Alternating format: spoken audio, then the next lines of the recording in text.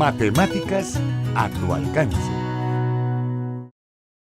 Bienvenidos a todos nuestros televidentes a una edición más de su programa Matemáticas a tu alcance. Yo soy Abel Eduardo Casco y recuerde que este programa es auspiciado por TEN Canal 10 y certificado por la Universidad Pedagógica Nacional Francisco Morazán. El día de hoy pues traemos un tema de mucho interés que vamos a estar desarrollando a lo largo del programa. Este tema es razones y proporciones a nivel de séptimo grado. Así que vamos a dar inicio a la primera sección del día de hoy, que es matemáticas prácticas.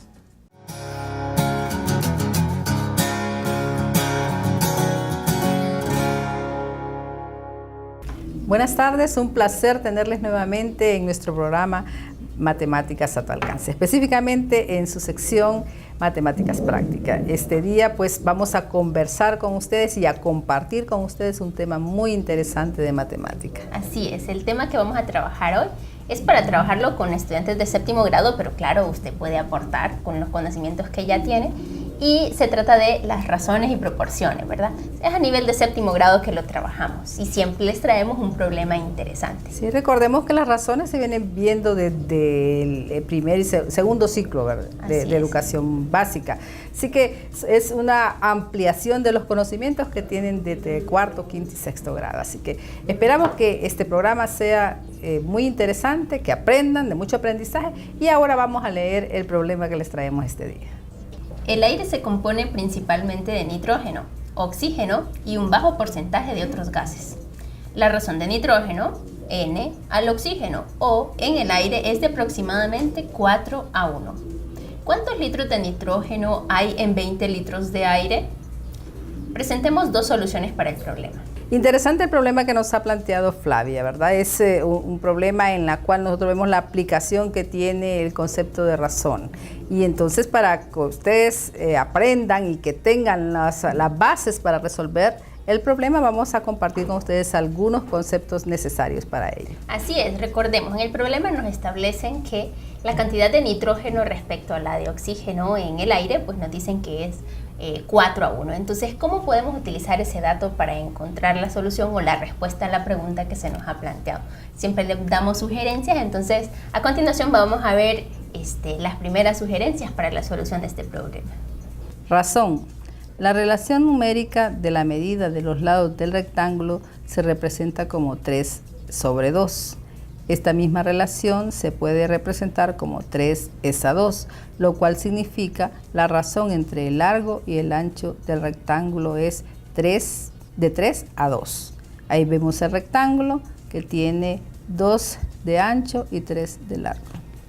Cuando nosotros hablamos de razones, pues tratamos de comparar cantidades. Pero esa comparación que nosotros establecemos la hacemos por medio de un cociente, ¿verdad? De una división. Vimos en la gráfica anterior un rectángulo en el cual el largo medía 3 centímetros y el ancho medía 2.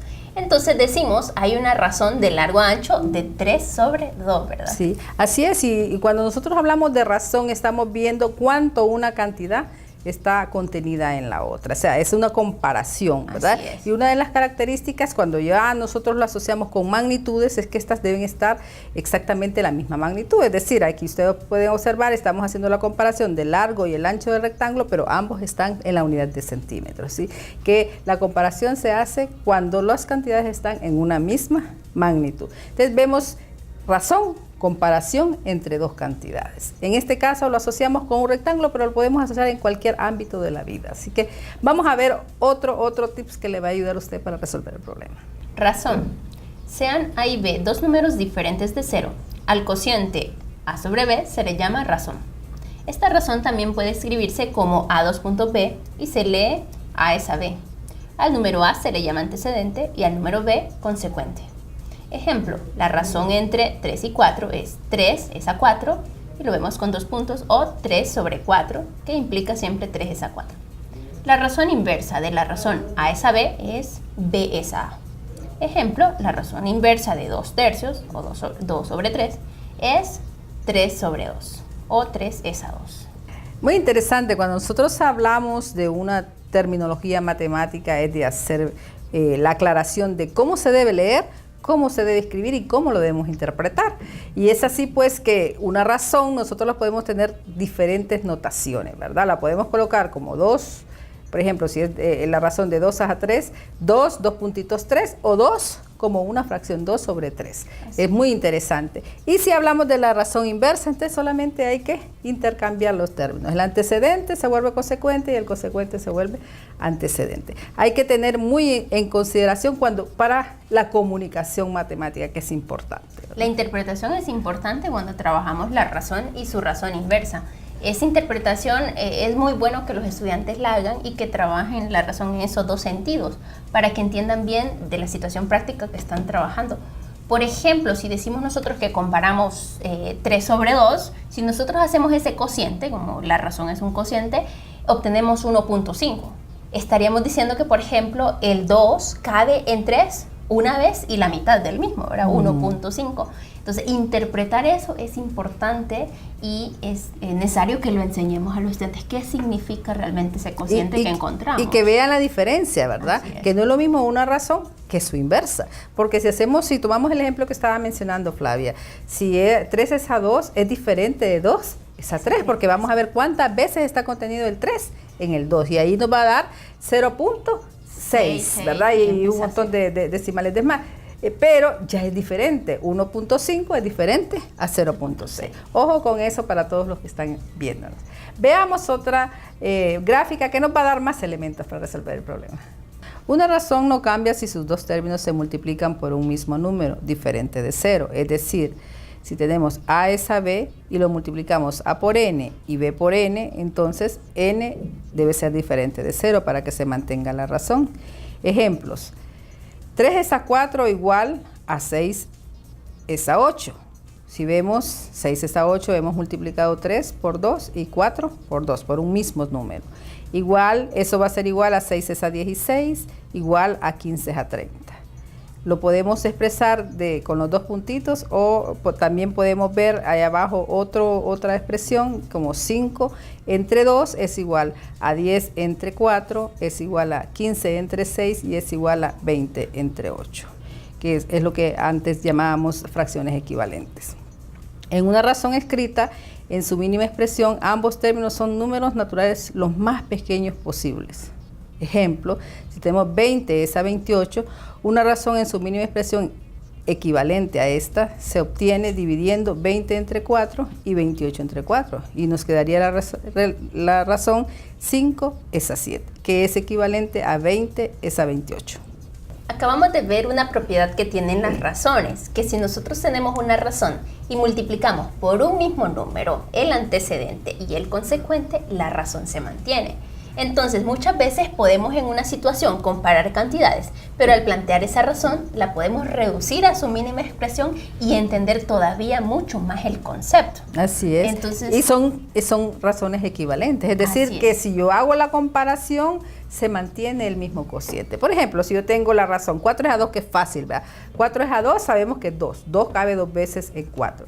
Entonces, si yo lo multiplico, tanto el antecedente como el consecuente, por 5, por ejemplo, 4 por 5, 20, y 2 por 5, 10. 20 es a 10, entonces si yo divido 20 entre 10, me sigue dando 2. Esa es la idea de encontrar razones que son equivalentes a una razón dada. Así es. Lo podemos hacer ampliándola o podemos hacerla reducirla, la mínima expresión. Sí. A veces queremos comparar, digamos, en un salón de clases, usted tiene el salón, tiene niñas, tiene varones, entonces usted dice, bueno, en esta clase resulta que tenemos 30 niñas y hay 10 varones, son 40 estudiantes por todo. ¿Cuál es la razón que hay de niñas a varones? Entonces, exacto, a su mínima expresión sería, bueno, 3 niñas por cada varón, porque 30 sobre 10 es como tener 3 sobre 1. Y entonces ya se nos ve más fácil ver la relación de decir 3 niñas es por cada varón. Entonces eso es bastante importante trabajarlo para entender bien de cómo es que comparamos estas La mínima cantidades. expresión es muy importante. Así Seguimos que viendo entonces más información. Proporciones. La razón 3 es a 2 se puede expresar de varias formas. 6 es a 4, 9 es a 6, 2 es a 8. Es decir, que 3 es a 2 es igual a 9 es a 6. De igual manera, 3 es a 2 es igual a 12 es a 8. Y 9 sobre 6 es lo mismo que 12 sobre 8. A las tres expresiones anteriores se les conoce como proporciones. Una proporción es la igualdad de dos razones. La proporción se escribe A es a B igual C es a D. Utilizamos dos puntos y lo leemos como A es a B lo que C es a D. A veces se utiliza el signo y vemos 4 puntos en lugar del igual. Ejemplo, 3 es a 2 lo que 6 es a 4. En vez de usar el signo igual. Muy interesante. De la propiedad que vimos anteriormente de las razones, vemos que esta genera igualdades entre razones, y cuando hacemos esa comparación entre esas igualdades entre razones, llamamos a esa igualdad proporción. Así es. Y solamente va a haber proporción cuando haya realmente una igualdad entre las razones. Y pues este concepto de proporción es sumamente aplicable, ¿verdad? En muchas situaciones de la vida real, y que pues es muy llamado, por ejemplo, muy conocido como la regla de 3, ¿verdad? Porque usualmente cuando trabajamos con proporciones hay un término que desconocemos. Entonces a eso se le, como son 4 términos y desconocemos uno, entonces tenemos 3 y desconocemos. Por eso le llama regla de 3. Es ¿verdad? bastante aplicable. Digamos que a veces hay personas que hacen recetas de cocina, pero ellos hicieron digamos que rinda unas 4 porciones, sin embargo, no, yo tengo más personas, entonces quiero que rindan 8 porciones, entonces tienen que hacer cambios de ingredientes, y ¿cuántos ingredientes sería? Si para 4 es tanto, ¿cuánto sería para 8? Si para 4 es esto, entonces eso es importante, ahí podemos hacer esa utilizar relación. ese concepto de proporción, ¿verdad? Entonces es importante que nosotros lo trabajemos y que lo contextualicemos.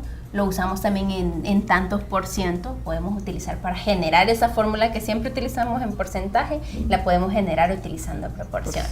Bueno, seguimos viendo más sobre razones y proporciones. En general, A es a B, lo que C es a D, se puede escribir como A sobre B igual a C sobre D. Multiplicando la expresión número 1 que tenemos ahí arriba por BD, se obtiene que BC es igual a AD. Dividiendo la expresión que tenemos en el segundo renglón, 2, entre BD se obtiene 1. Por tanto, A es a B, lo que C es a D, equivale a BC igual a A por D. Ejemplo, encuentra el valor de X en la proporción 7 es a 4 como lo que a 21 es a X. X se llama cuarta proporcional. Vemos ahí, lo colocamos en forma de fracciones. 7 sobre 4 igual a 21 sobre X, escribiéndolo como fracción. Luego aplicamos lo que se nos dice la propiedad ahí a 1, que lo multiplicamos por BD. Y ahí en este caso sería 7X. Y 4 por 21, que es 84. Luego solamente dividimos entre el BD, que sería 84 entre 12, que sería, 84 entre 7, que sería 12. Ahí tenemos el valor de X, que es 12. Las proporciones cumplen una propiedad fundamental, y es que si nosotros multiplicamos los extremos por los medios, viendo la proporción, estos productos pues son iguales. Entonces de esa manera, si de 4 términos tenemos 3, nosotros podemos encontrar el término desconocido, y eso es lo que nos ayuda a resolver el problema, ¿verdad? Así es. Y bueno, a estas alturas los alumnos ya manejan un poco de ecuaciones. También podemos ahí aprovechar ese conocimiento que tienen para decir que si nosotros tenemos un término desconocido, la cuarta proporcional ahí, que ellos ya lo podrían despejar. Despejar, ¿verdad? Como está multiplicando, pasa dividiendo. Aquí lo explicaron en el libro, lo explican haciendo multiplicaciones, tratando de evitar el despeje. Pero ya nuestros alumnos realmente a estas alturas ya han visto ecuaciones sencillas, como la que les queda en este momento, y lo pueden hacer. Así que quedaría siempre que tengamos el producto de los medios por el producto de los extremos, y para encontrar el valor que andamos buscando solamente tenemos que pasar de multiplicar a dividir al otro extremo, ¿verdad? Así encontramos el valor desconocido. Así es, bueno, ya tenemos todas las sugerencias necesarias para la solución del problema planteado al inicio de la sección, y esperamos que usted pues tome papel, lápiz, tenga una solución para la parte final de este programa, porque recuerden que al finalizar vamos a dar la solución del problema. Sigan con nosotros. No cambien.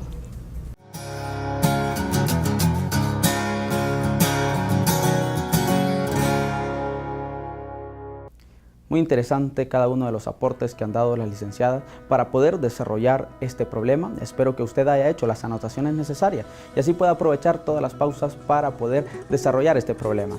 Vamos a la pausa comercial, ya volvemos.